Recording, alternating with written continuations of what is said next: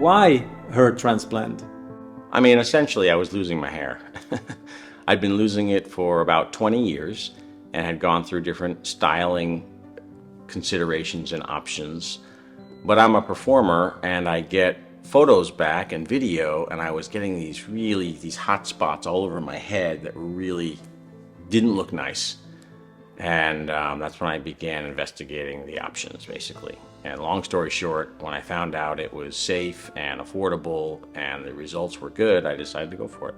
How did you choose the clinic? Well, to be honest, I did a lot of due diligence. I probably read tens and tens of videos and visited many, many websites and had many communications with various clinics and their representatives. I asked a lot of penetrating questions. I wanted to know who their doctors were. I wanted to see if I could speak to patients, etc. And I came up with a short list.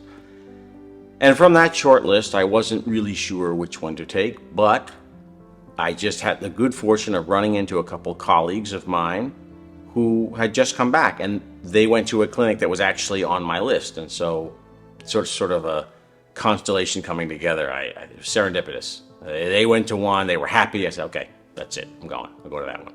Why Turkey?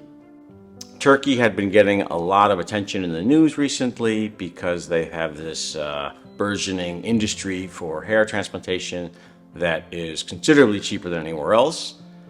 And when I did some research, I found out that they are doing so many transplants there and they are so competitive. And it made me think, that's a good place to go, where they have a lot of experience and each clinic is trying really hard to be better than the next clinic. To me, that's a good environment for quality.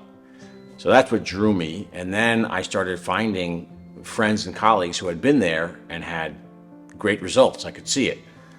So that's basically how I made my decision. It was affordable and it seemed like the quality was high. How was your stay in Turkey? Well, so as for the accommodations and sort of the general stay and the care in Turkey, it was top notch. That was probably the best part of the trip. I mean, that's just, you're staying in a lovely hotel. It's not weird in Turkey. If you've ever been to Istanbul, you're walking around, you see all these people with bandages. A lot of people go there for cosmetic surgery. So no one's staring at you. That's nice. You get used to just sort of like being in a comfortable environment. You're treated very well. They're driving you where you need to go. That's lovely. How was the transplant process? It's short and intense. The whole thing happens in one day. You go in at 9 and I was leaving at 5. And what happens in between then is really intense, but you get through it. It's manageable. In my case with this clinic, they give you 100% attention. One of the most reassuring aspects was I was the only person in the clinic, so I had the full attention of the surgeon and all the assistants, and that was really, really lovely. And what about the recovery? The recovery is also intense. You go through various stages. It's in the beginning, it's painful. You have some painkillers to help you get through, but the first week is tough. You're uncomfortable and you look a little odd because the swelling is sort of slowly moving through your face. But after a week, you feel fine, and you just sort of focus on the little sprouts that begin to sort of poke through. And after about 4 months, I would say, you start to really see the results. And it's exciting. It's manageable. It's a long process, but as the months tick by, you get more and more excited. What was the reaction of people around you? After say your first week when you're post-op, after that, nobody notices anything.